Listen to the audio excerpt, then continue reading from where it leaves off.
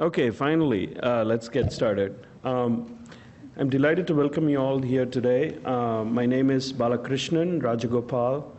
I teach in the Department of Urban Studies and Planning here in the International Development Group, and I also direct the MIT Program on Human Rights and Justice at the MIT Center for International Studies. And I'm here to welcome you all to this second part of MIT Harvard Working Group on Gaza, looking at America's response. Last week, there was a session at Harvard as part of this, where some of you might have been there.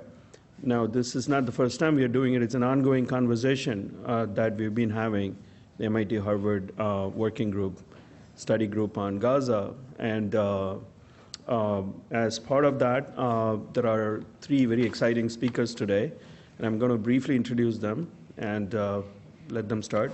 Our first speaker is Professor Richard Norton, who is a professor of international relations and anthropology at Boston University. He's also visiting professor in politics of the Middle East at the University of Oxford and a fellow at the Oxford Center for Islamic Studies. He has worked on Middle East issues for more than 3 decades and has been resident in a number of Middle Eastern countries. His current research interests include intersectarian relations in the Middle East, reformist Muslim thought, and strategies of political reform and opposition in authoritarian states.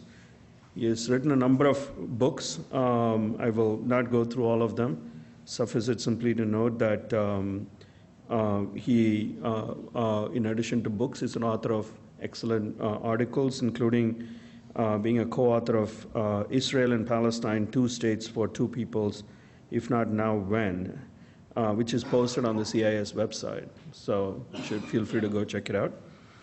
Our second speaker is Robert Blecher, who is senior Middle East analyst with the International Crisis Group, which is a well-known organization that plays important roles in crisis and conflict situations around the world.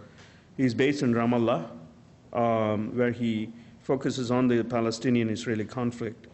He has a PhD in history from Stanford University, where he wrote his dissertation on Syrian history. Our third speaker is Uri Zaki, who is the U.S. director of Bethlem, the Israeli Information Center for Human Rights in the Occupied Territories, perhaps the best-known human rights NGO in Israel, which was established in 1989. He has served as a military officer in the Israeli Defense Forces and has been active in politics. He has a law degree from Hebrew University, and he was media and political advisor to former Justice Minister and Peace Camp leader Yossi Beilin. In 2008, he was named among Israel's most prominent young professionals by Forbes Israel magazine. So without further ado, let me welcome the first speaker to get us started. After the speakers finish, we will have a chance to ask questions and to interact with them. I would encourage you to please come up to the mic, and I will welcome you to ask the questions. Thank you. Thank you very much for coming in on this beautiful spring day. And thank you to the Center for International Studies and its director, John Tierman, for the invitation to participate in what I hope you'll find a fascinating and rewarding panel. I would like to begin this afternoon by backing up the clock a bit to the time of the Gaza elections in January of 2006. This is a remarkable episode in many ways because this was a period of time, and of course I'm focusing largely on, if you will, the U.S. orientation to Gaza. This was a period of time when the Bush administration was very much pushing the political reform and democratization agenda in the Middle East. And indeed, during that period, I spent many months in Egypt, and I can tell you for a fact that whatever one's opinions about the merits or demerits of the Iraq invasion and neocons and all of that, the U.S. and Bush was getting an awful lot of attention, for example, from the Egyptians on the political reform front. 2005, you'll recall, was the first time, only time, that contested presidential elections had been held in Egypt. And during that same year, of course, we had preparations for the Gaza elections. The U.S., against the advice of its allies, Egypt and Israel, not to mention the political authority, Palestinian political authority, pushed for the Gaza elections. It wasn't clear where the elections were going to go. Some of the leading Palestinian pollsters predicted that the election outcome was basically too close to call, but they expected that Hamas would not win, but they expected it to be a very close election. But in any case, against the advice of friends and allies, the U.S. pushed for the elections to go forward. And, of course, you know the result. The result is that Hamas won the elections. What isn't appreciated from the vantage point of several years down the road by many people is that there was a period after the election result was known when the Bush administration was trying to figure out what to do. And, in fact, if you go back to that period and look at some of Condoleezza Rice's statements, she basically said, well, that's the way elections go. And it seemed as though the U.S. was trying to figure out how to accommodate this Palestinian Hamas election. The leading Islamic world analyst in the CIA, who's now retired, Emil Nachli, briefed the President of the United States and presented the assessment of the analytical wing of the CIA, so he later told me. And the assessment was, we can work with Hamas incrementally. In other words, the point is to try and pull them into the political process. Clearly Hamas would have to take steps to satisfy some American demands, but the idea was this could be done incrementally. The Secretary General's Special Representative, Alvaro de Soto, was making the same kind of recommendations on the ground.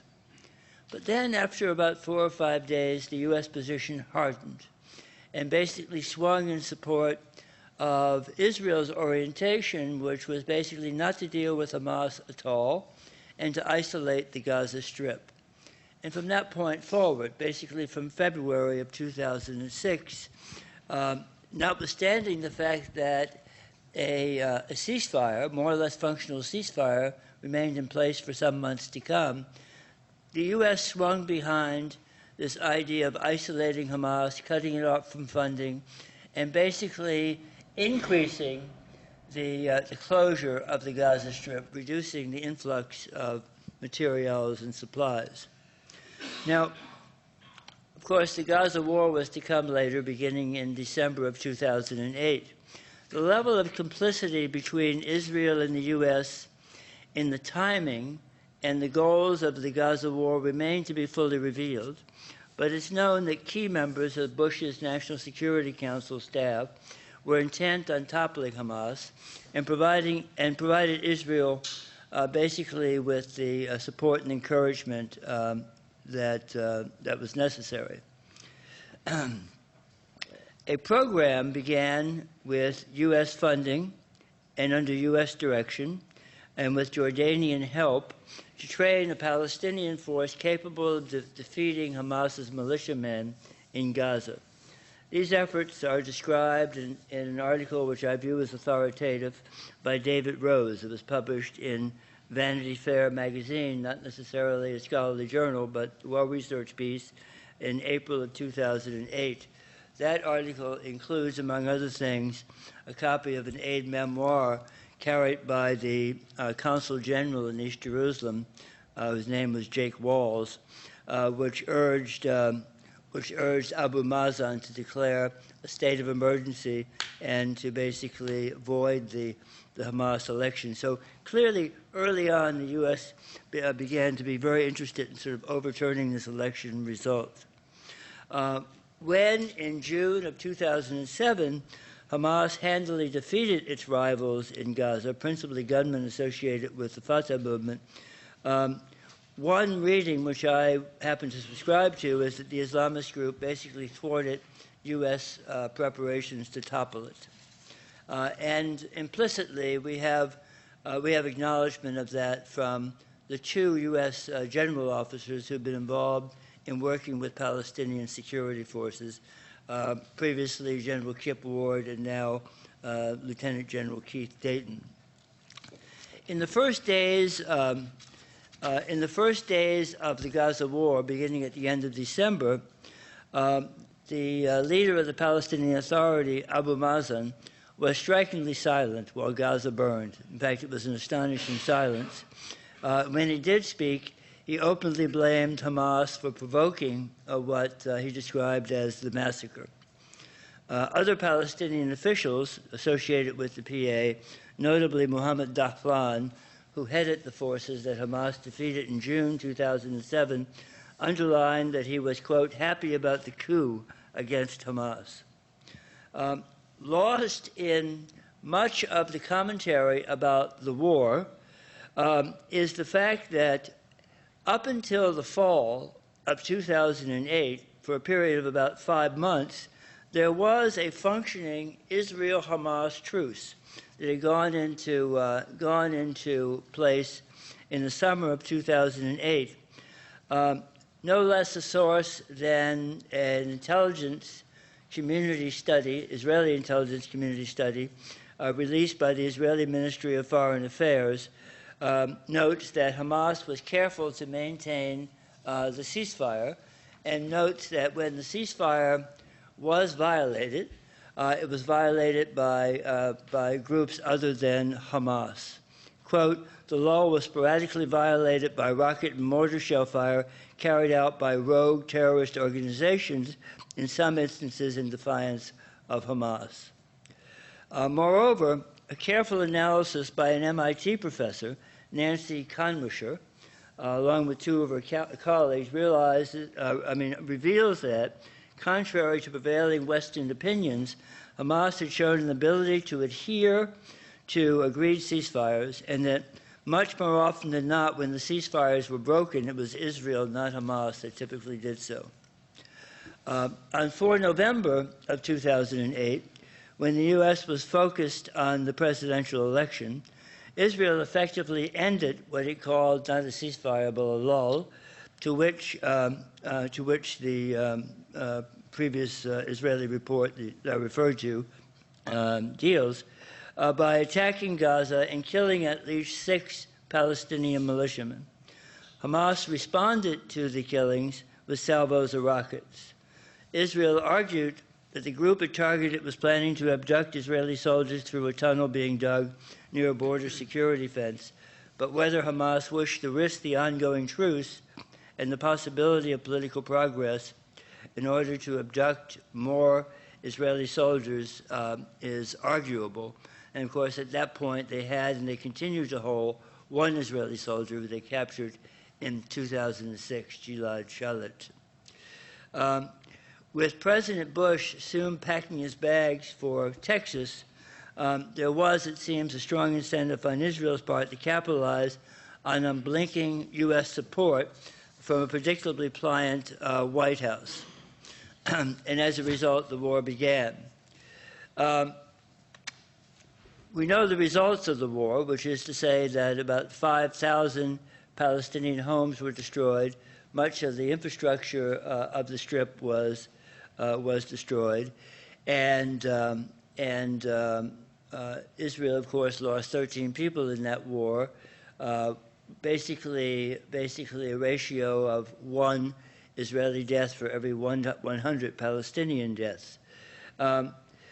What we don't know, and we don't acknowledge frequently enough, it seems to me, is that what occurred in December 2008 and 2009 is part of a pattern of blockade against the Gaza Strip, which, as I note, was intensified with the Hamas election, but nonetheless has been more or less continuous, going back into the period of the Israeli unilateral withdrawal in 2005, and even well before that. But after the war, the blockade was tightened even more, to the extent there's no shipping allowed to reach Gaza by sea. The Strip's airport, authorized by the Oslo Accords in the 1990s, has never been permitted to operate, and the crowded Gaza Strip is utterly dependent on supplies arriving from outside. Now, with 1.5 million people packed into the Strip, this is an area that's very much dependent on a very heavy logistic stream of trucked goods. Gaza requires, according to the International Committee of the Red Cross, about 400 truckloads of goods daily to meet essential needs. Other international sources, including the United Nations, argue that 500 trucks are needed daily to meet basic needs. For instance, in May 2008, 8 months before the war, an average of 475 trucks were permitted to enter Gaza daily. By November, at the time Israel broke the ceasefire or lull, Israel permitted an average of only 6 trucks daily to enter the Gaza Strip, according to data provided by ANIRA, a respected American NGO with long on-the-ground experience in Gaza. In a population in which 80% of the people depend on aid, and with a pre-war unemployment rate of 50%, the impact of the Israeli restrictions was already devastating. And of course, with the results of the war, the territory was that much more devastated and impoverished. So with all of this in mind, it should not be surprising that the major demands by Hamas for extending the ceasefire with Israel included that the border be open to commerce. In fact, it's arguable that if the Israelis had ceased or at least significantly lessened the embargo, there would have been a context for establishing a much longer-term ceasefire. The Hamas position was conveyed in mid-December of 2008, prior to the war, confirmed by Ambassador Robert Pastor, an associate of the former President Jimmy Carter, but Israel refused the demand and basically proceeded with its war plannings. Recall that earlier in November of 2005, before the Hamas election, Secretary of State Condoleezza Rice expended enormous diplomatic energy negotiating arrangements for more open borders between Gaza and Israel and between Gaza and Egypt. The agreement was never implemented by Israel. After the January 2006 elections, and certainly after the 2008-2000 war, the U.S. has rarely, if ever, mentioned the border agreement. To the contrary, other than sort of boilerplate statements about the humanitarian crisis in Gaza, which one occasionally hears, as, for example, from President Obama in his Cairo speech of last June, there's precious little attention to the humanitarian conditions in Gaza at all. Let me just skip to one final point, if I may, and I have some other points specifically about U.S. policy more recently, but I can perhaps make those in the questions and answers. But let me say that it's quite striking, I must say, that when one looks at the quality of debate in the United States on the issue of the occupied territories and their fate, and particularly Gaza, that there is precious little factual data present in the discussion. Precious little data. And instead, what we frequently hear is that Israeli claims are sort of taken on board as true without any kind of examination. Let me give you an example of the kind of interrogation that doesn't take place. In April, earlier this month, Dori Gold, the former Israeli ambassador to the UN, was in Ireland. And he was testifying before the Irish Parliament. And he made the claim that there was absolutely no problem at all with the quantity and quality of food available in Gaza, that the markets were teeming with supplies. At which point, Irish parliamentarians noted that shipments into Gaza remained at no more than a subsistence level for basic necessities. No provisions were made for the reconstruction of commercial life, and any suggestion that the inhabitants of the Gaza Strip are not suffering intolerable humanitarian conditions is simply spurious, etc. One is hard-pressed to find a similar kind of exchange on Capitol Hill. So it's not that the information isn't available, but it seems to me there has been, on the part of many public officials, either a willful ignorance of the data or a willful aversion to hearing about the information. Thank you very much.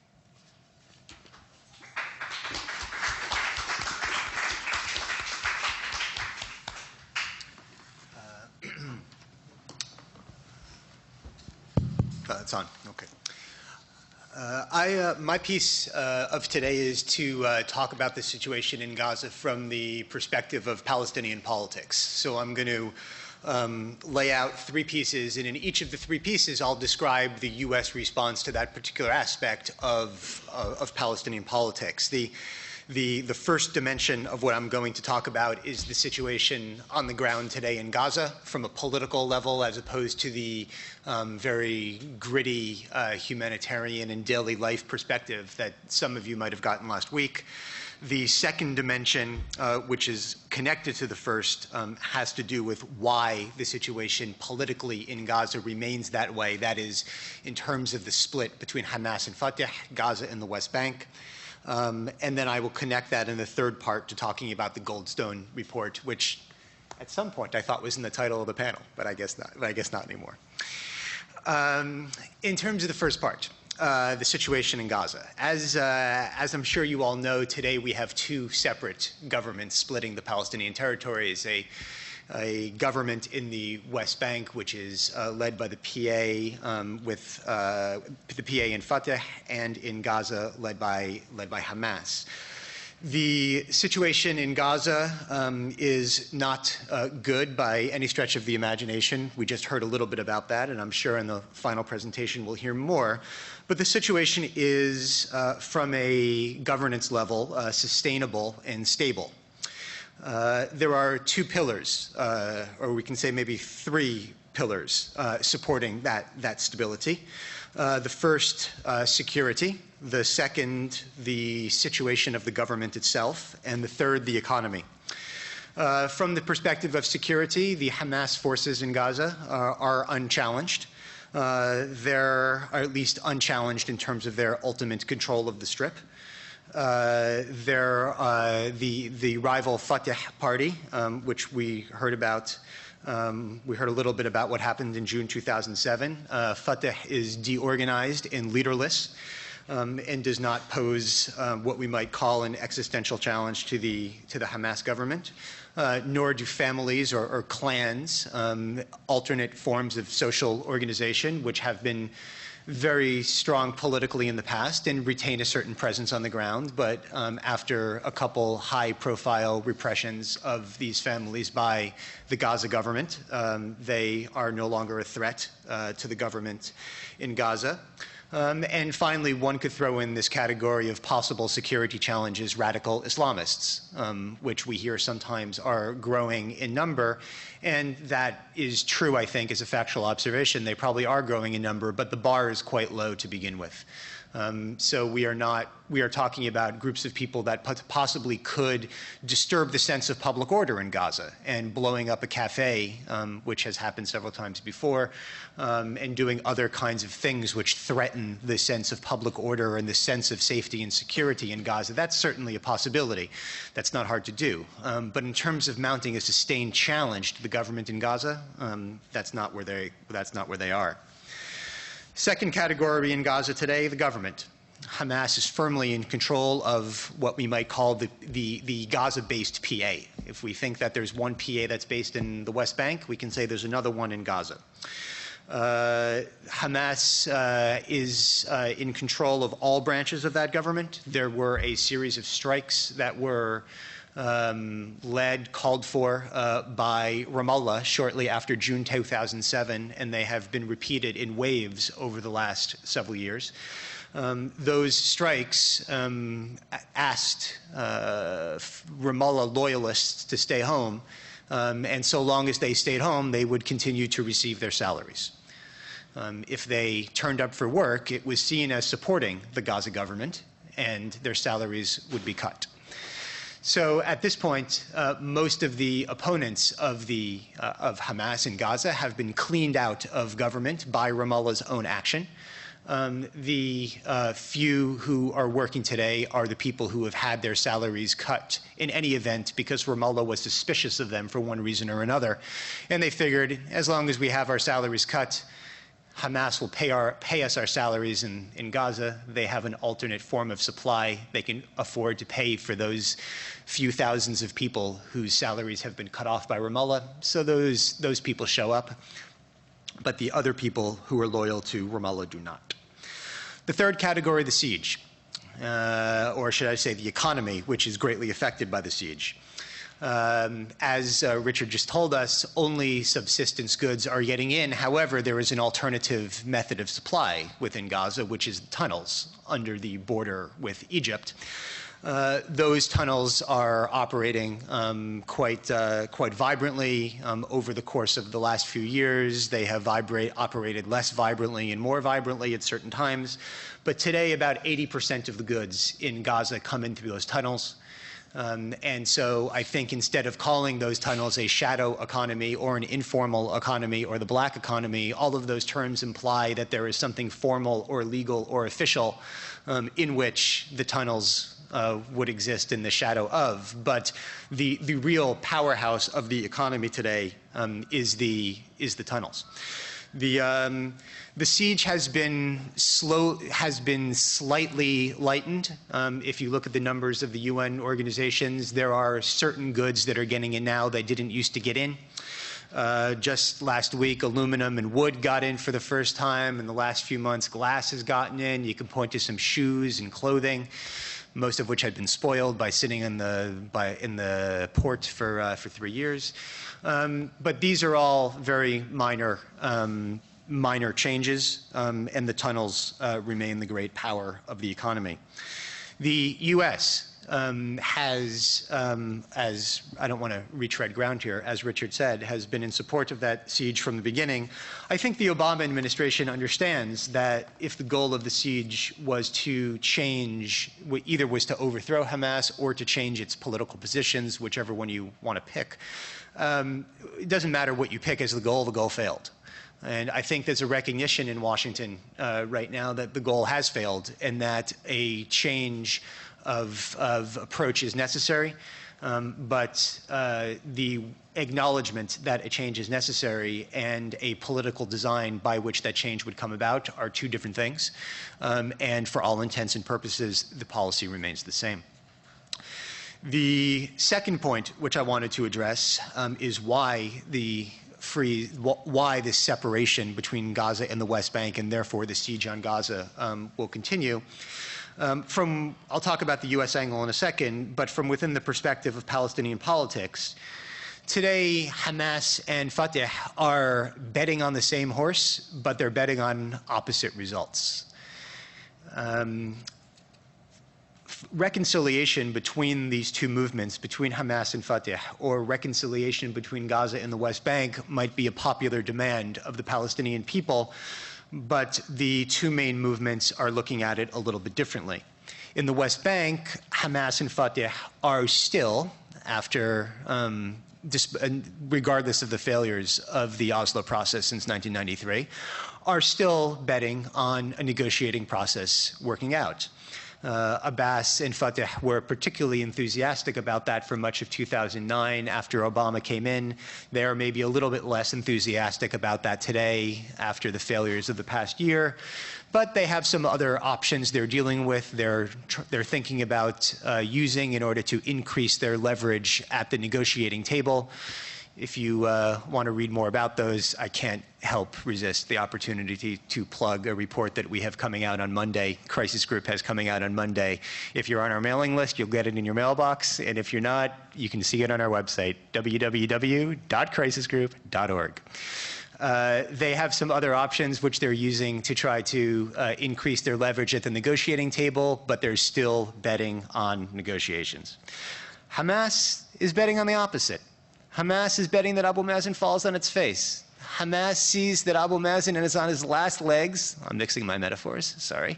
He's on his last legs, and to throw in one metaphor, at this point, one more metaphor, at this point, they don't want to throw him a lifeline.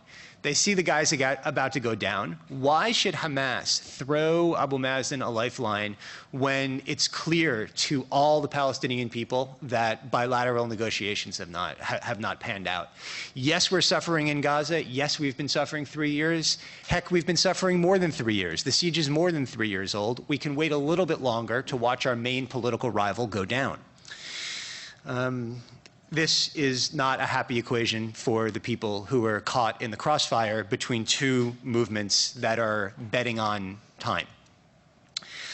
In terms of where the U.S. stands, well, I don't have to tell you where the U.S. stands because we already know that the U.S. is sponsoring these negotiations. So the U.S. is betting on the same horse that Abbas and Fatah are betting on. They are doing so a little bit less ideologically than the Bush administration did. I don't think you don't hear quite the same rhetoric from Washington today with the good guys and the bad guys, and if you're not with us, you're against us, and that kind of stuff. But if you boil down the policy to its bare bones, there is cooperative, positive engagement with the West Bank from Washington, and there is a punitive approach to Gaza and to Hamas. Those remain the two main pillars of American policy toward Palestine. That hasn't changed. I think Obama and his chief negotiator, George Mitchell, realized that at a certain point, Hamas is going to need to be brought into this game. They know that you cannot have a deal without Hamas, but their vision of sequencing is to start the process with Fatah, with Fayyad, with the PA, with Abu Mazen, to get that negotiating process going, and then at a later point, bring in Hamas.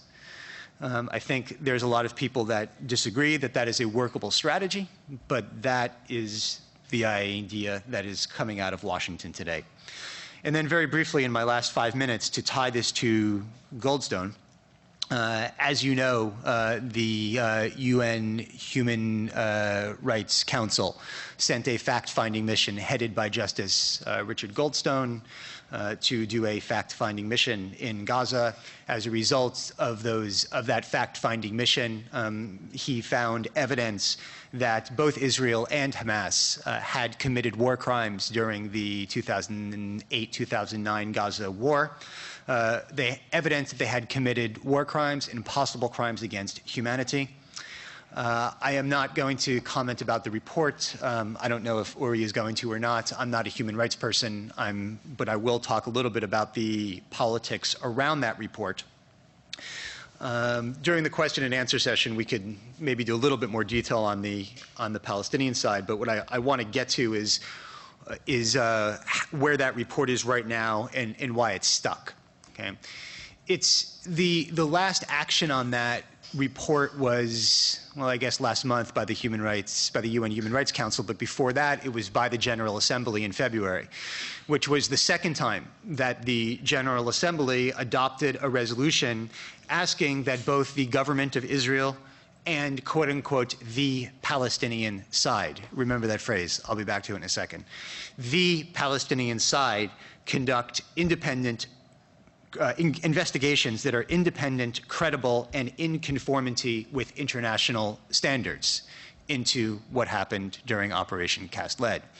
The resolution also asked for some other things, but the essential thing that it asked for was that those two investigations take place, and that in November, there was a 3-month deadline put on it for the Secretary General to report on those investigations. And then during the second resolution in February, there was a 5-month timeline put on it. Okay? After the 3-month period from the February resolution, Secretary General Ban came back and essentially said, sorry, we don't know. He said, I looked at what the two sides submitted, and I can't really tell you if it meets the terms of the resolution or not. And I think that most people think that when he comes back 5 months after the February vote, he's going to say more or less the same thing again.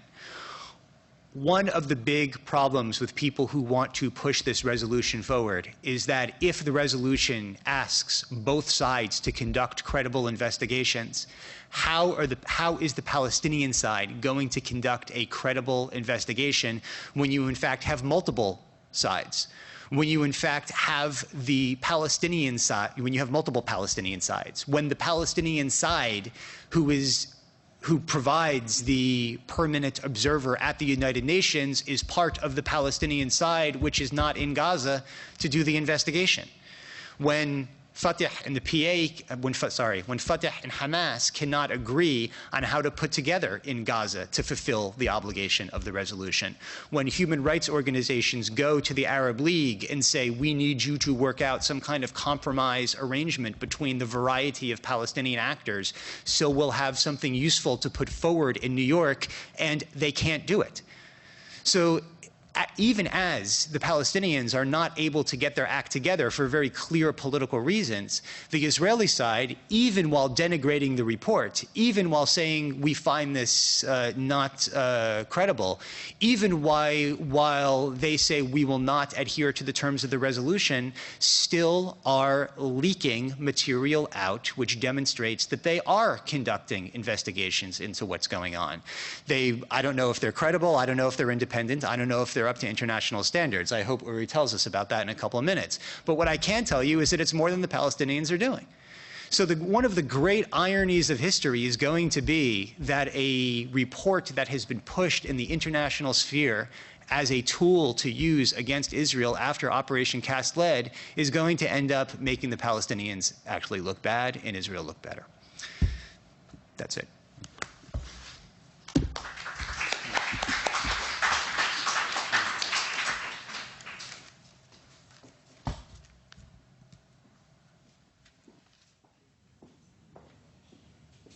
With your permission, can you hear me?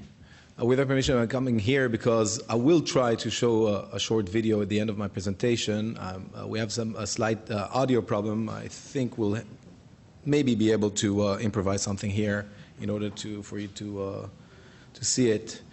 I want to join the thanking John and the center and the Gaza working group at MIT and Harvard. I think it's a very encouraging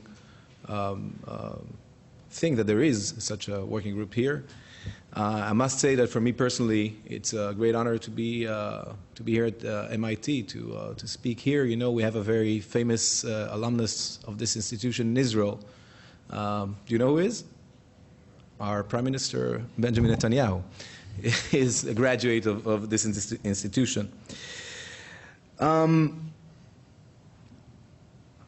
I'm not sure I'm going to speak on the Goldstone report itself. You know, there's a famous, well, in Israel it's famous, a famous cartoon from late 19th century Paris on the background of the Dreyfus case. And it shows a typical French family having dinner. And then the next scene is all of them almost killing each other. And it says, the family before, the dinner before Dreyfus was mentioned, and then after. And a similar thing can be said about the Goldstone report. The Goldstone report is a report of over 500 pages. It has, one cannot say it's not a serious report. There are some parts of it that can be discussed and debated. But one cannot say that, at least for me, from an Israeli angle, and I think, as you mentioned,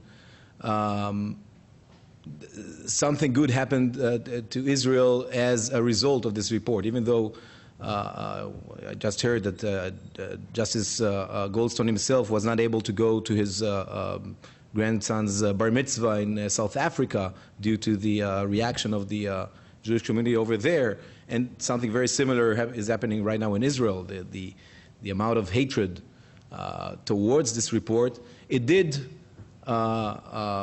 create some kind of Israeli internal debate on what happened during Cast Lead.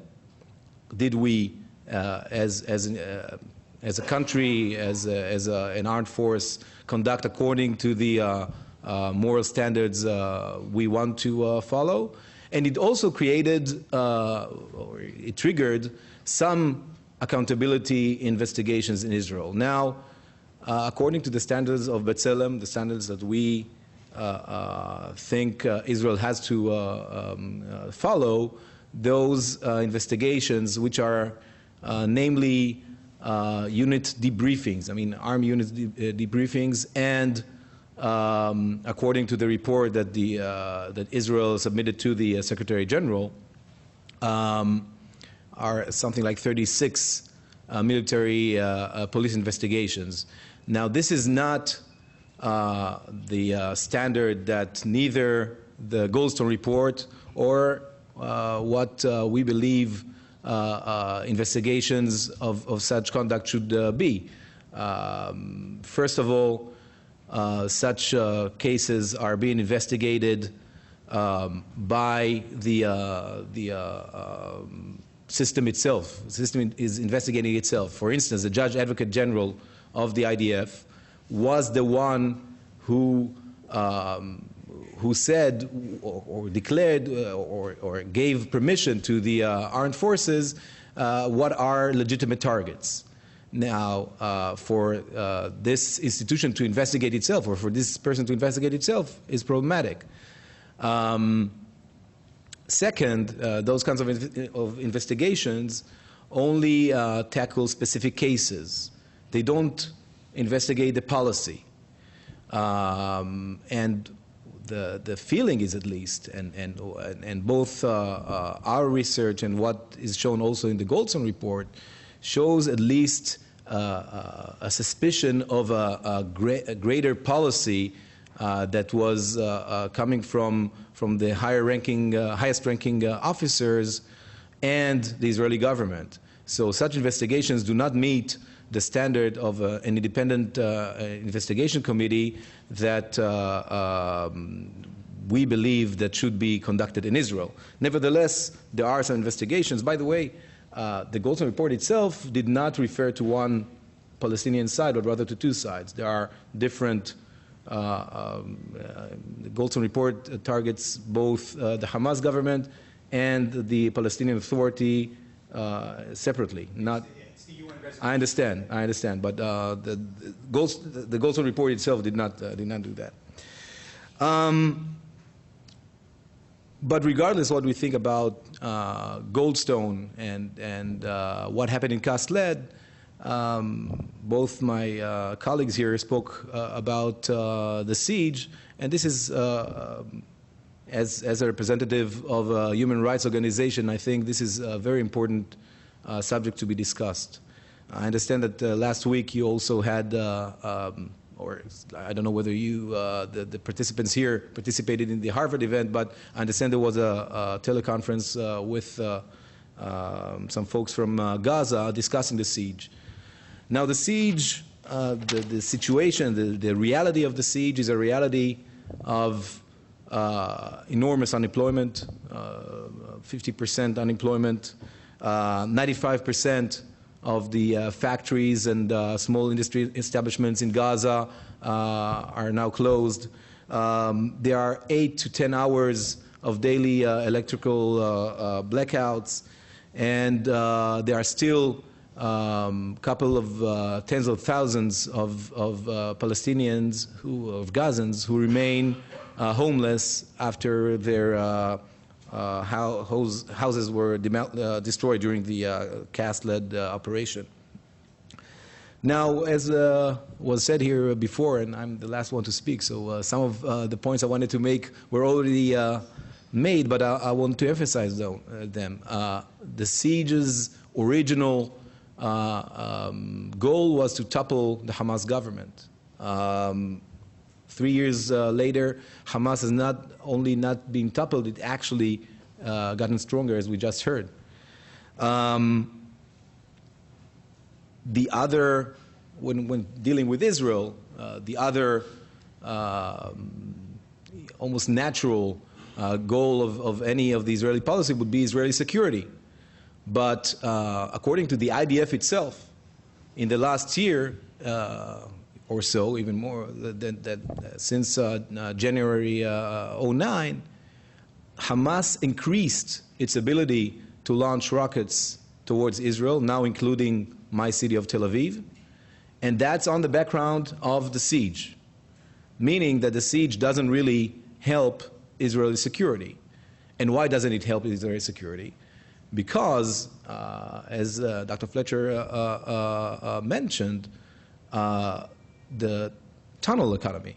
When everything comes through the tunnels, and the tunnels, of course, are not being supervised, when the population of 1.5 million people is totally dependent, or 80% dependent, on what's coming in and out through those tunnels, you cannot really crack down also on weapon smuggling.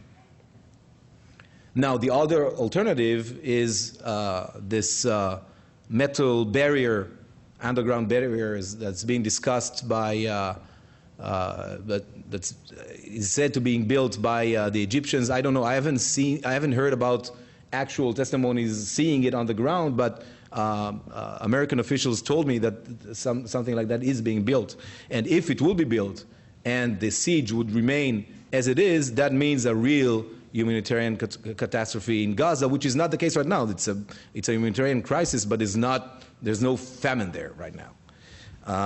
And if you really stop everything there, this can happen. Now, an alternative for Israeli security would be to lift the siege and to monitor what's coming in or out from Gaza, and then to crack down maybe on the tunnels with the Egyptians. That would be a much better way to maintain Israeli security.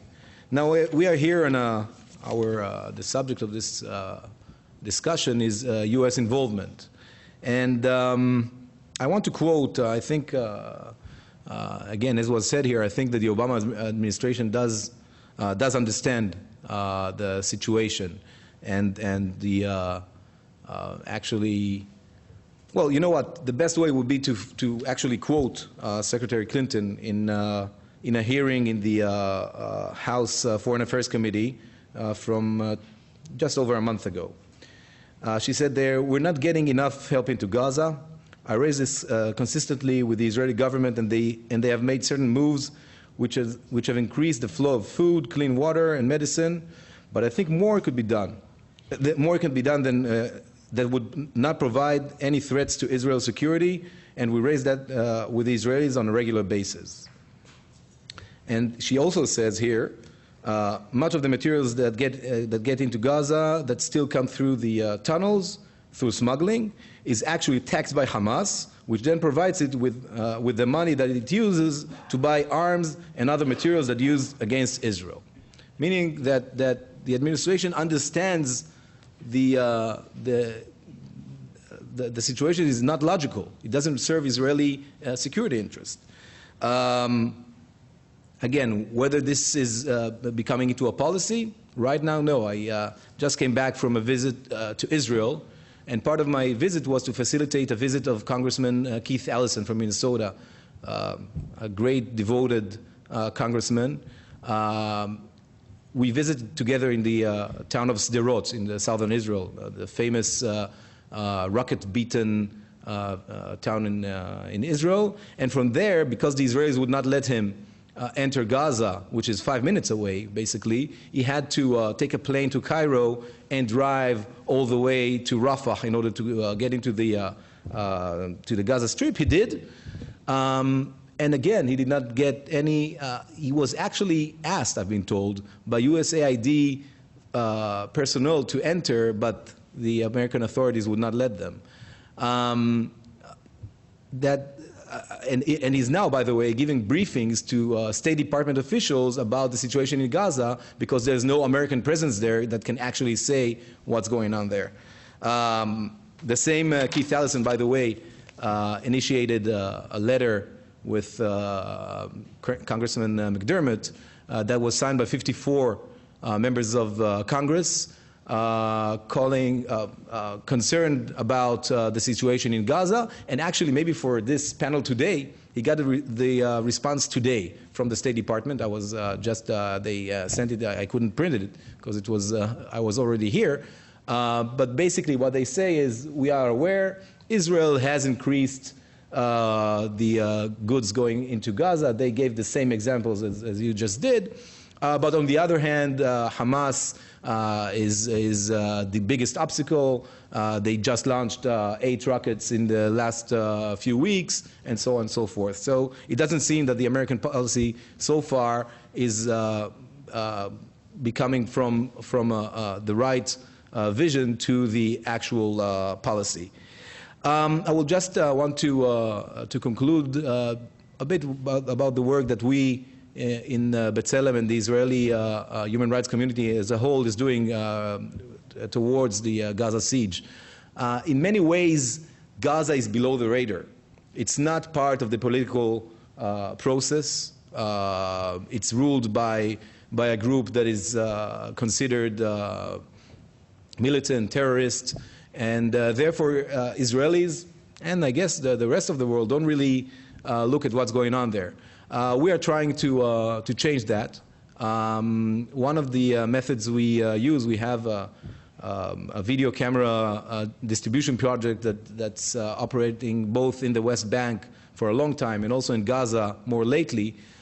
There we have, in Gaza itself, there's no immediate occupation. Israel pulled out of Gaza in 2005, but there are the daily lives under the siege are what those folks are shooting there.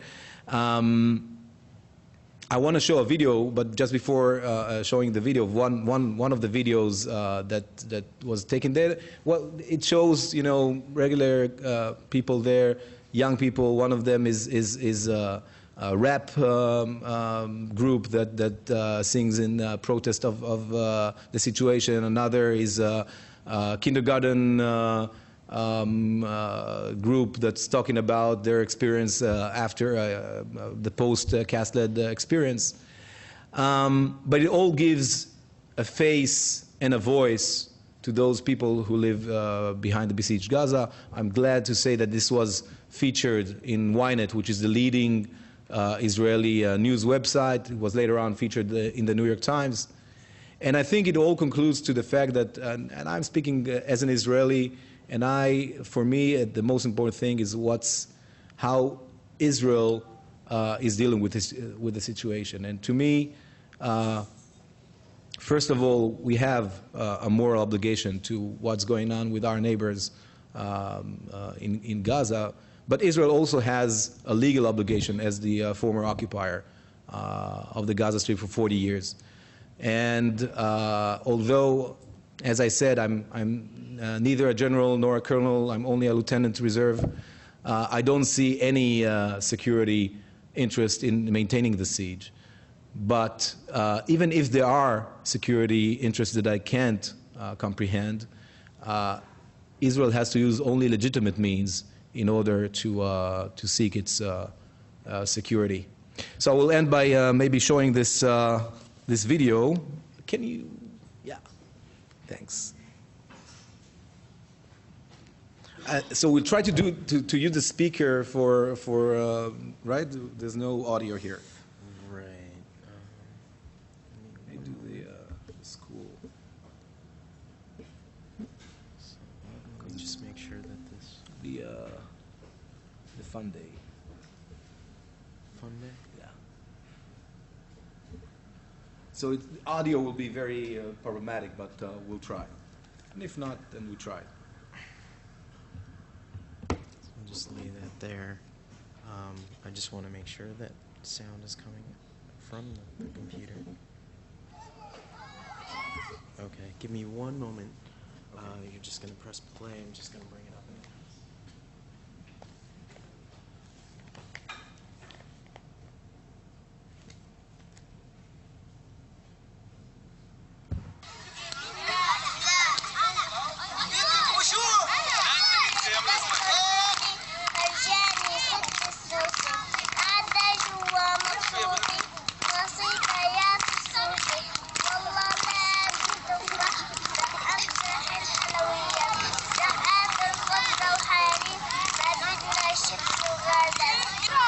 انت اختك تصاوبت تحكي لي؟ كيف تصاوبت؟ كسرت رجلها اول ما قصفوا المواقع. هي كانت تلعب بالشارع، كانت تلعب على بسكليت.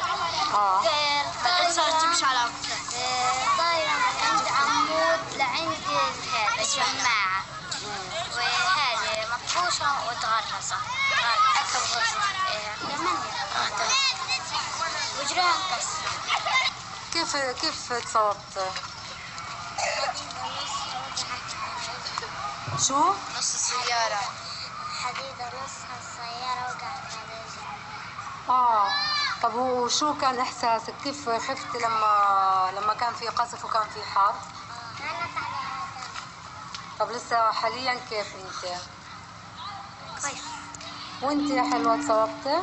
لا، خبطت على ظهري وعلى اجري وعلى راسي. خبطولك على اجريك وعلى ظهرك وعلى راسك؟ طابت. الهامة تحت الشمسية من الشمسية.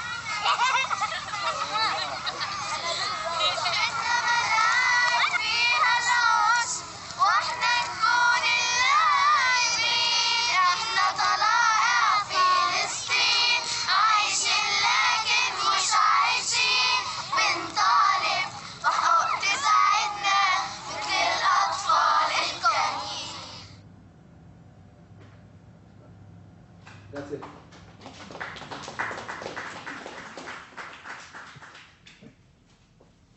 We have the lights back on, please. Thank you. Thank you very much. We have roughly, technically up to 6 o'clock, but we started 10 minutes, 15 minutes late. So if people agree, we can go on for another 10, 15 minutes if there are questions, of course. So question time is over. I do have some questions or puzzles of my own, but please, if you have questions or comments, come up to the mic on both sides and address the speakers or the panel as appropriate. Thank you.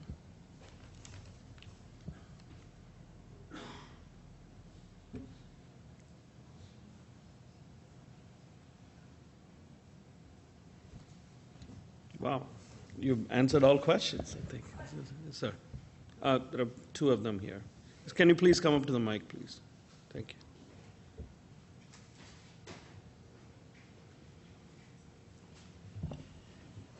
That one over there.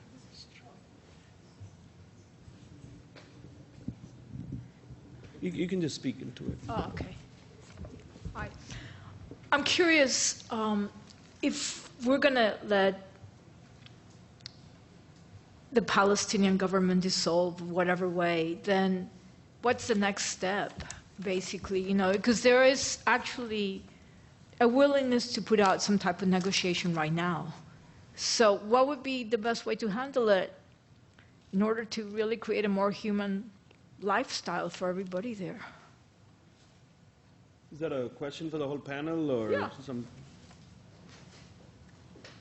Do you want to take that, or do you want to take a couple more questions and then?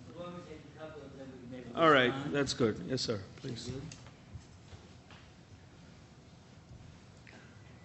My name is Jed Schwartz. I live in Somerville, and I recently heard Annette Beletsky, is that her name? Yeah, the Bethlem person, speak at a synagogue in Somerville, and I did some research on Bethlem, and on the web it said that it was a communist organization, and What? I then proceeded to send an email to some people from the shul saying, and you should know that on the way, I don't even know whether I said that this is a communist organization or that it said on the web that. And I wanted to. No, this was before the Tea Party, before the time of the Tea Party. So I wanted to apologize for writing that, and then but I am interested in I mean, since nobody else had any questions, and we have some time, in the general political ideological orientation of Bethlem, because at this point the label or smear communist no longer really is very specific, connotes much of anything. That's, I mean, you could be North Korean, you could be Cuban, you could be Chinese, you could be. We're not communists. You can. Oh, okay. Well, Is that the question? That was the question. That was a question. Okay, the question is answered. No, It's no, not I communist. can You wanna elaborate a address- bit more about okay. that, but when. Okay, but you must know, I mean, there is generally the idea that anybody who people disagree with, labeling them is usually a favorite tactic of silencing and dissent, basically. So it's very familiar. It's not just in the Israeli-Palestinian context. In other many other countries where there are emotional conflicts, usually each side label each other in the worst of terms. And they try to think of some label. Communists being one, you could call them Martian, you could call them, you know, fruits, apples, whatever. So, yeah. I have a question for Mr. Zaki. You said the siege hasn't achieved any of its stated objectives, but the Hamas government is stronger and its military capabilities are stronger than it was 3 years ago. Why then is the Israeli government holding on to such a sort of failed strategy? If it seems so obvious that it's not working, is it incompetence? Is it bigotry? Is it a delusion? What's the reason for holding on for so long? Great. Do you want to take those first? Yeah, sure. Okay, so first regarding Bethlem, and first of all, Bethlem is a human rights organization. Its standards are the international human rights law, the international humanitarian law. It doesn't have a political ideology. As Raj said, it's a controversial organization because it's critical on the basics of Israeli policy in the last 43 years, meaning at least the way Israel has been executing occupation. Now, there are, I can tell you, my own, where's the, oh, we're here. My own political background, I have a very political background, by the way. I come from the Israeli political system, and I'm a Zionist. I believe in the Jewish homeland, that the state of Israel is the Jewish homeland. I believe that I consider myself an Israeli patriot, and I believe that occupation, and for sure the way Israel is maintaining occupation, does not follow those values. So therefore, that's my basic belief. But that's where I personally come to this kind of work. Now, regarding this policy of the siege, I advise you. I don't know whether you read this or not. Barbara Tuchman's March of Folly. You ever heard of this book? You heard of it? It's a very good book, and it shows how many times in history governments choose to follow policies that are actually counterproductive. And I think I just quoted Secretary Clinton. She very bluntly said at the end of the day that Hamas is getting stronger through the siege. And this is a policy that started as a reaction to the Hamas victory in the elections. I can give you an American example. What about the policy towards Cuba? Is it effective? No, but still there for what? How many years now? It's like 40 years. So I guess that the answer is there. I hope this wrong policy would be changed much quicker. I do hear that one of the obligations Netanyahu is going to take upon himself after the last clash with the administration, with the announcement of new buildings in East Jerusalem while Vice President Biden was there, is an ease on the siege. I don't know whether this is going to happen or not, but we have some time to see. May I, Raj? Yes. 2 points. First of all, the first question was about what do we do under these circumstances, and frankly speaking, I think there's good reason to be skeptical that negotiations are going to succeed anytime soon, if ever. On the Palestinian side, the PA, whatever its merits or demerits, is not in a strong position, and it's in a decidedly weak position to the extent that it only represents a portion of the Palestinians. So that it's easy to be skeptical about the prospects for negotiations from the Palestinian side. It's easy to be skeptical from the Israeli side. It seems to me there's very little evidence that Netanyahu and his coalition is particularly committed to any kind of negotiations that I would describe as serious. But there's the U.S. interest in this whole thing. And it seems to me that what we have seen very clearly is a much more heightened acknowledgement by the U.S. of the cost of this conflict for U.S. interest. We heard David Petraeus, the renowned general, testifying before the Senate Armed Services Committee in March, referring to the conflict as one that increases security problems for American soldiers in Afghanistan, in Iraq, and elsewhere. Biden is reputed to have said to Netanyahu in Jerusalem in early March, your policy is endangering our soldiers. So there does seem to be a heightened awareness here. Now, what might the U.S. do under those circumstances? One, it seems to me, there has to be at least a serious commitment to trying to get the negotiations moving. There are two ways that the U.S. might do that. One is to acknowledge in a much more full-throated way the humanitarian crisis in Gaza. Why? When Arabs and Muslims around the world refer to the suffering of the Palestinians, they're not worried about the condition of the PA. They're thinking about people living under siege and starvation conditions in the Gaza Strip, and people subjected to harsh occupation measures and steps which basically make it hard for them to make a living, as well as the refugee populations.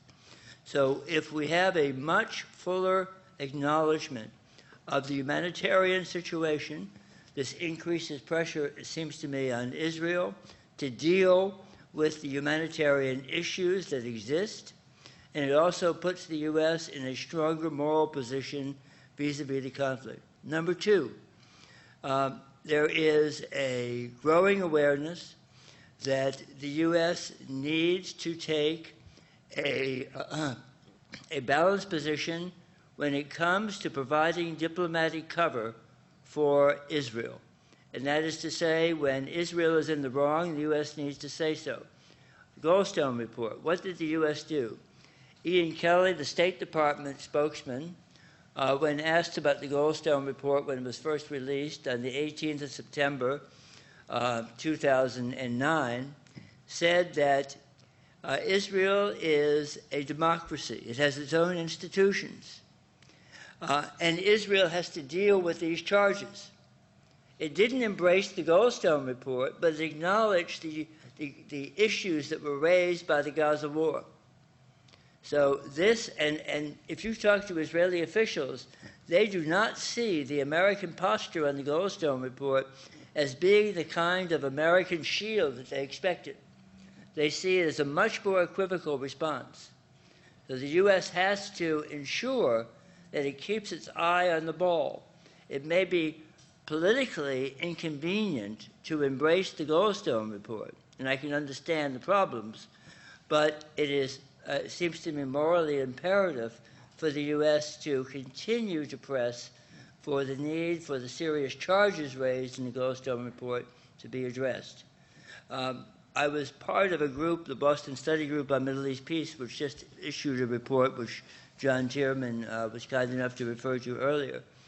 What's striking to me in the deliberations we had in the study group was the extent to which even very good friends of Israel are much more willing to acknowledge nowadays, as a result of a number of things, the Gaza War being one of them, that the U.S. needs to take a much more balanced position.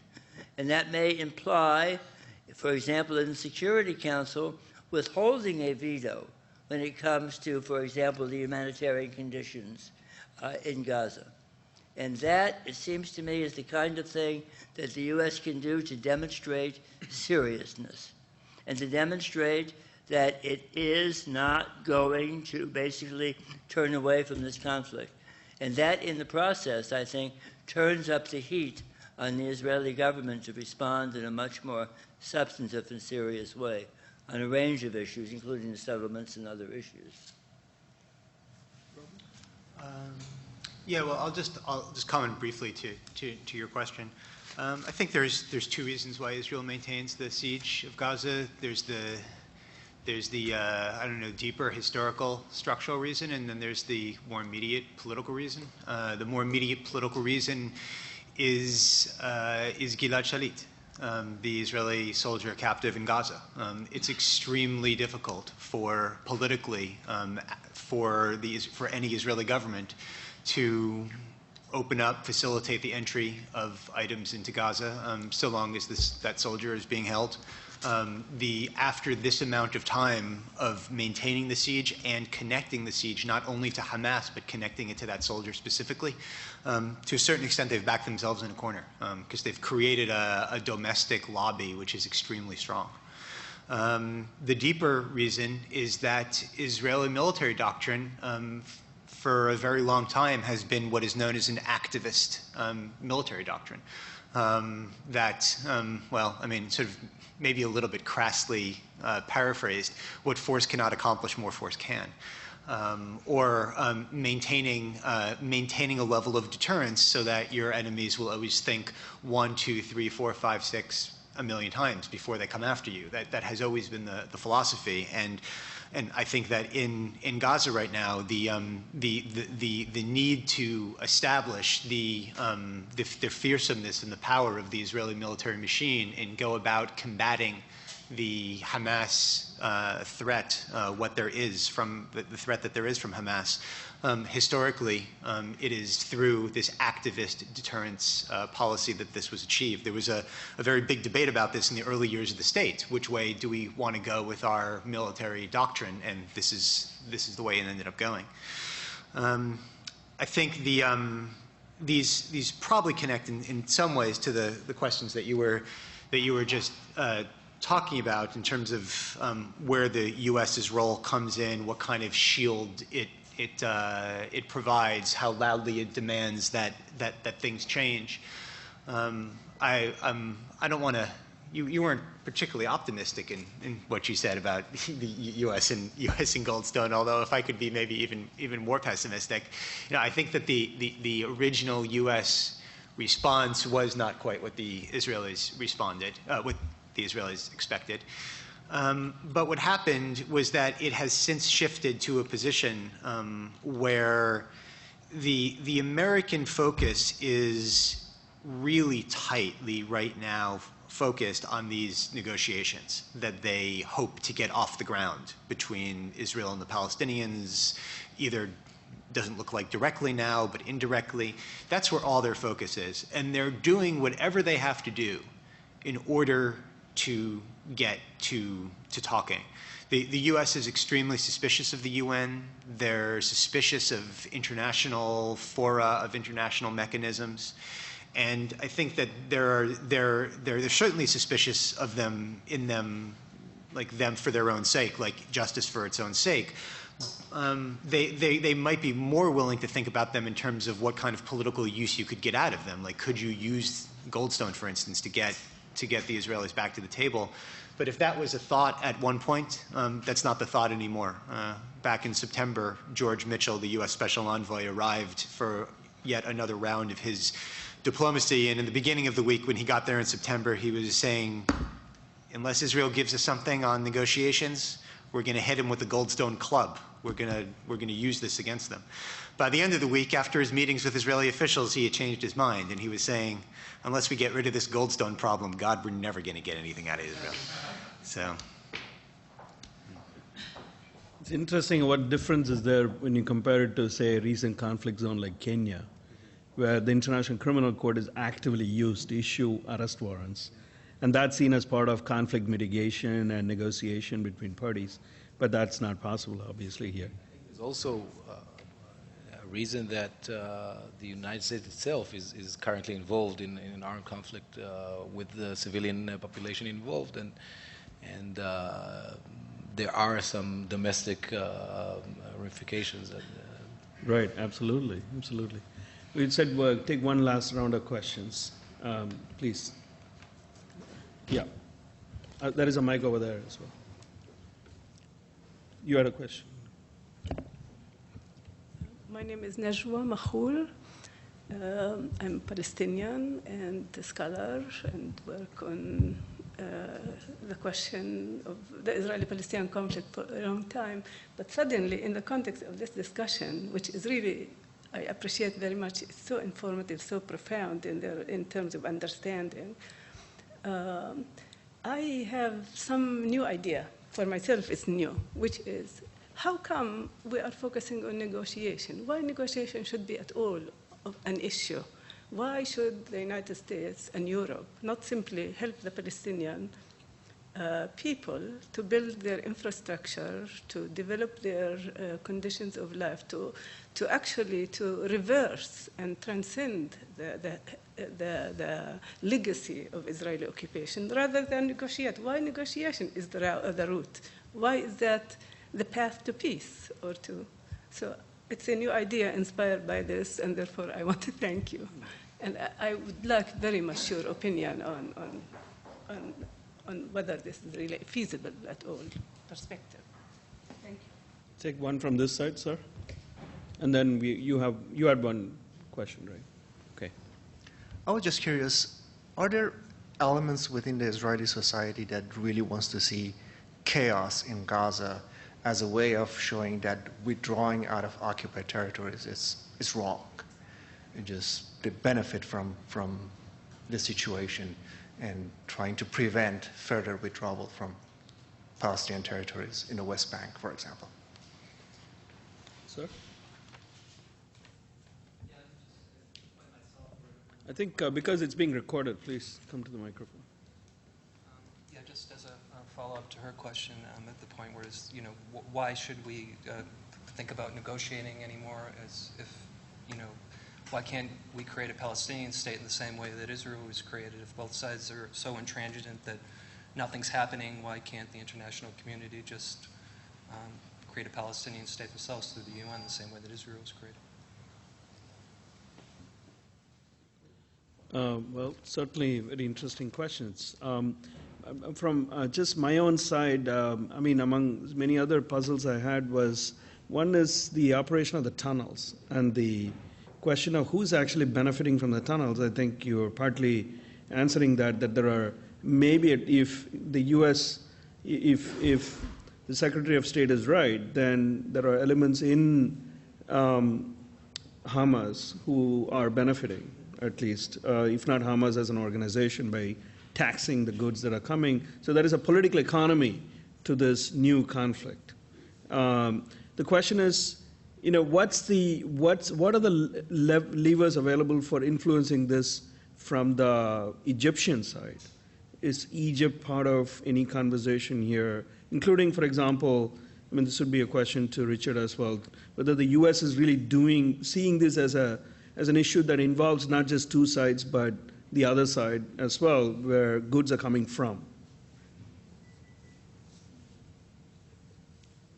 So how are we answering?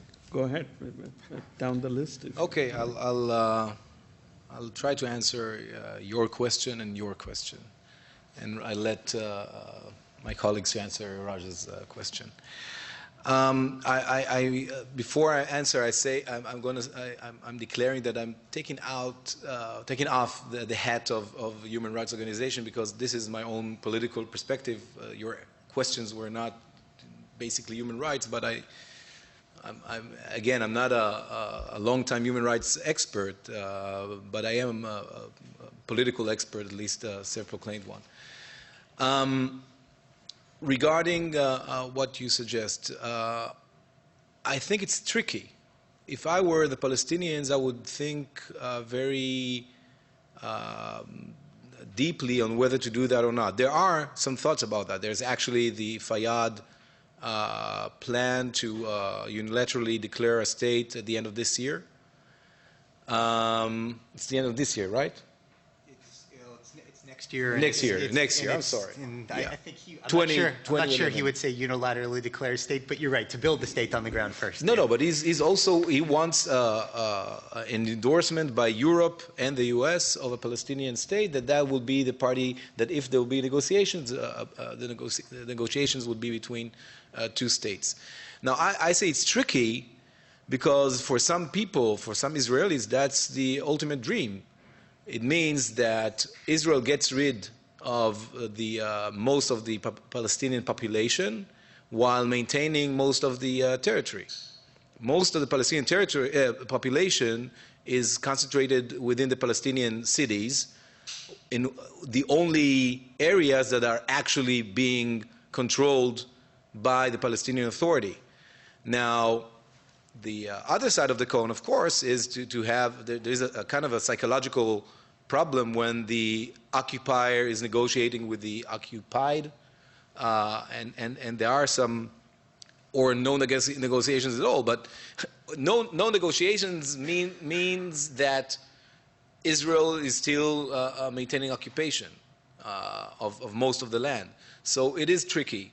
It's not that simple. I don't know whether you have different thoughts about that, but it's at least not as simple as it seems. On the other hand, there are some thoughts about that, and Fayyad, namely, is the person who promotes at least a similar idea. Regarding the Israeli society, the mere action of the so-called disengagement from Gaza, there are two schools of thoughts on why did Ariel Sharon did it in the first place. There is this. I have friends who used to be his advisors. He's of course in a coma. He's among us, but not really among us. Who tell me that was the first step of him wanting to finalize Israel's border, to continue what Ben-Gurion started. But there is another school of thought saying that he did that, and the way he did it, meaning unilaterally, without giving the keys to the Palestinian Authority and namely to Abu Mazen, in order to have chaos over there and to prove that the Palestinians are not worthy of controlling their own state. But having said that, we can finger point Israel all the time. The Palestinians did not use this chance. Israel pulled to the 67 borders, and the Palestinians went, and I can give all the explanations why, but they went and elected Hamas. And Hamas, instead of building institutions Hamas-like, did continue the armed assault on Israel. This did not help the Israelis feel that it's safe to give land to the Palestinians. I can tell you that a recent poll by the Truman Institute says that 67% of Israelis support now evacuation of most settlements. The thing is that they don't trust the Palestinians, and mostly because what happened after the disengagement. On this issue of taking a humanitarian as opposed to let's say, a negotiating or diplomatic approach, on a practical basis, this would be extremely difficult to do in the West Bank without the cooperation of the Israelis. Just from a logistical point of view, the Israelis control all egress. It's very, very difficult to do it without serious cooperation from the occupying power. Gaza is another matter. I mean, if the U.S. were serious, for example, about meeting the humanitarian needs of Gaza, then it's very conceivable that you can imagine a sea lift of supplies into Gaza, and Gaza acquiring status as a kind of international protectorate or whatever, which would provide the means to control access from Egypt and so on. So, that that would be an act of will on the part of the United States. The U.S. certainly has the capacity to do that. Another thing that the U.S. could do, which would very much change the terms of reference, would be to speak much more clearly on the legal status of the Israeli settlements. In his speech in Cairo, Obama referred to the settlements as not being legitimate, referred to the settlement activity as not being legitimate. It's a couple of steps to talk about the legality of the settlements. If the U.S. were to speak much more clearly on the fact that the settlements are illegal under international law, as some prior administrations have, this would do a couple of things. It would send a gigantic wave through Israeli political discourse. And the Israelis are, if nothing else, utterly possessed by an attention to what the U.S. is saying and to the quality of the U.S.-Israeli relationship.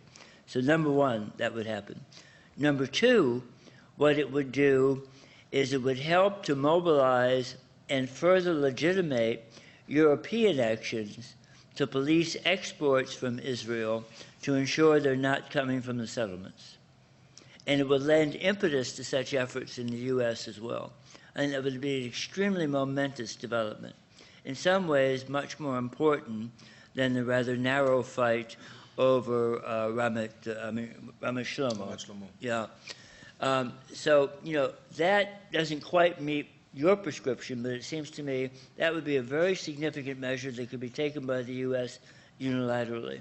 There tends to be still in the Obama administration the view that we need to satisfy the Israelis. We need to meet all their security needs to reduce their insecurity. But I would argue that there's a lot of merit to adopting approaches which increase their political insecurity. And frankly, what we've seen in the past is that the behavior of the Israeli public is very sensitive to the fact that the U.S.-Israeli relationship needs to be kept healthy.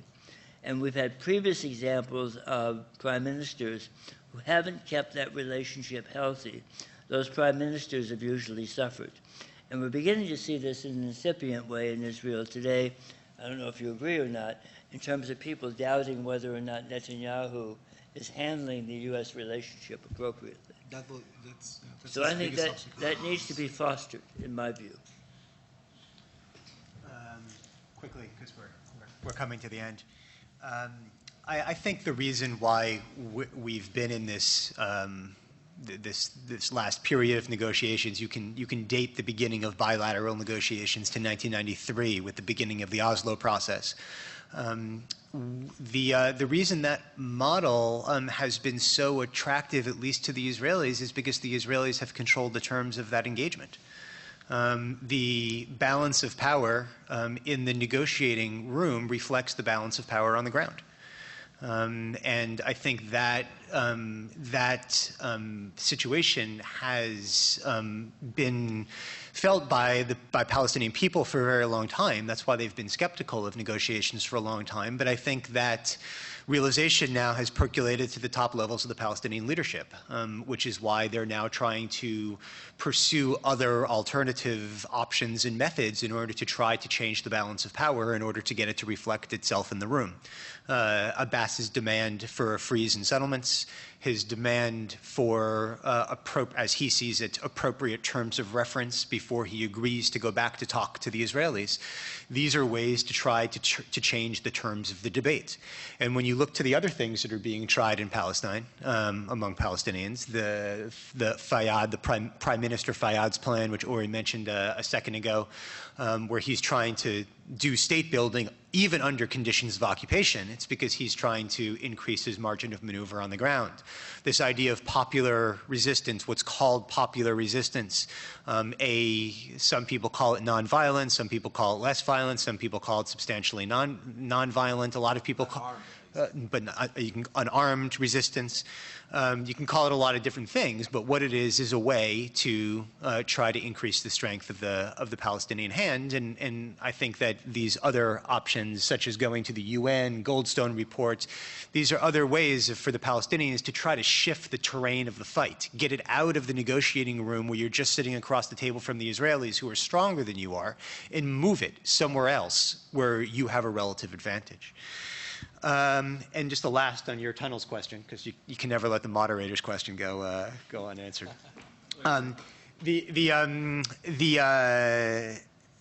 You're absolutely right that there is a new political economy that is springing up around the tunnels. The Hamas regulates the tunnels. They tax the goods. They tax them a little less than they used to because they used to tax them more before the war at the beginning of 2009.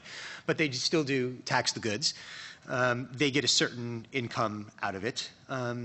This is creating a new class of rich folks in Gaza. When you go to the swanky, one of the swankier hotels in Gaza City, the people who are sitting there on the outside patio are different people than used to be sitting there. They're people who come from the south of the country, of the territory, where the tunnels are. Where the tunnels are dug, and these are tunnel owners and tunnel diggers who are making unbelievable amounts of money by bringing stuff in.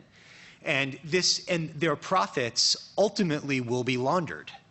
They're already in the process of being laundered. The price of real estate has skyrocketed in Gaza because that's where a lot of the money is going. The banking system is relatively tight and it's very tight and doesn't let a lot of this money come in. But eventually there will have to be deals by which when the territory is hopefully at some point, eventually, it's got to be open at some point, this money will have to be laundered and regularized. And what this means is you're going to have a new elite class in Gaza as a result. So yes, the economic ramifications are profound. Egypt is building this wall, which we heard about before. What they're doing is they're building it from the outsides in, from the east side and from the west side, where there are not very many tunnels right on the edges. They're signaling, they're starting in places where they're not going to step on too many toes. But they're starting to get close to the center zone now where there are a lot of tunnels. And that's, I think, when you're running into a period where it depends how Egypt wants to play it. If it pushes forward very aggressively, it could cause more suffering in Gaza. But Egypt historically has not tried to force Hamas's hand. They have used the tunnels and the crossing, above ground crossing for people at Rafah in the south also of the Gaza Strip. They've used those two pressure points, the tunnels and the crossing. They've used it to signal as opposed to impose. Because they know that Hamas has means to fight against an Egyptian imposition, and they're nervous about pushing their hand too hard. Thank you. I think we have to draw this wonderful conversation to a close, but before I invite you to thank the speakers, one last announcement. Pulitzer Prize-winning author Kai Bird is coming to MIT for a book talk and book signing. The book is called Crossing Mandelbaum Gate, Coming of Age Between Arabs and Israelis, 1956-1978. It's a brand new book, just released this month. And it's going to be on May 6th at MIT Building 66110 at 4:30 p.m. So you're all welcome to it. Now please join me in thanking the speakers. Thank you.